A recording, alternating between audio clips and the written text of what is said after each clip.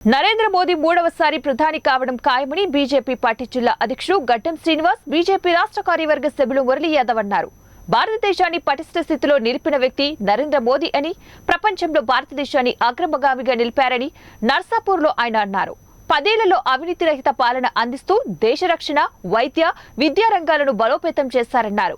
మోడీ 10 ఏళ్ల హయాంలో రోడ్డు విస్తరణ పథకం, 370 ఆర్టికల్, రామ్ మందిర్ నిర్మాణం తదితర ఎన్నో సాహసోపేతమైన పనులకు శ్రీకారం చుట్టారన్నారు.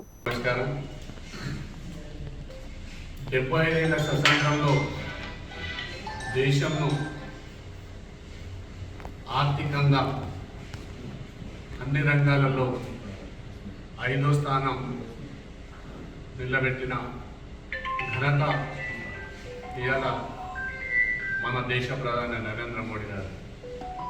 ఏ రంగాన్ని తీసుకున్నా ఇవాళ ప్రపంచ దేశాలతో పోటీ పడే విధంగా, మహిళలను గౌరవించే విధంగా ప్రతి గ్రామంలో స్వచ్ఛ భారత్ టాయిలెట్స్ కట్టి ఉపాధి హామీకి బియ్యం ఇస్తూ విద్యారంగాన్ని, వైద్య రంగాన్ని ఇవాళ ముందుకు తీసుకుపోతూ ప్రపంచ దేశాలలోనే మన దేశం గుర్తించే విధంగా చేసిన ఘనత.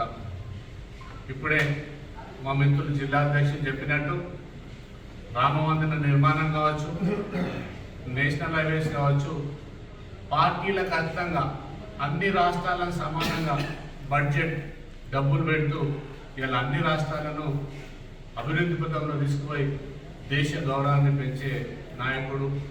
మళ్ళీ ఒకసారి మూడోసారి దేశ ప్రధానిగా ఉంటే అన్నిటికంటే ముఖ్యం, గత ప్రభుత్వాలలో కుంభకోణాలు ఉంటే, దోపిడీ విధానం ఉంటే వాళ్ళ పార్టీలో ఉన్న వాళ్ళకే పనిచేస్తే అట్లా కాకుండా దేశ ప్రజలందరూ కూడా నా ప్రజలే అనే విధంగా స్థానికంగా ప్రాంతీయ పార్టీలున్న దేశంలో ఉన్న భారతీయ జనతా పార్టీ, నరేంద్ర మోడీ గారు అందరినీ సమానం చూస్తూ అన్ని రాష్ట్రాల అభివృద్ధిని ఆకాంక్షిస్తూ ముందుకు తీసుకుపోతుంది. గత ప్రభుత్వాలు చూస్తే కుంభకోణాలు, బోఫోర్స్ కుంభకోణం కానీ ఇట్లాంటి ఎన్నో ఉంటుండే.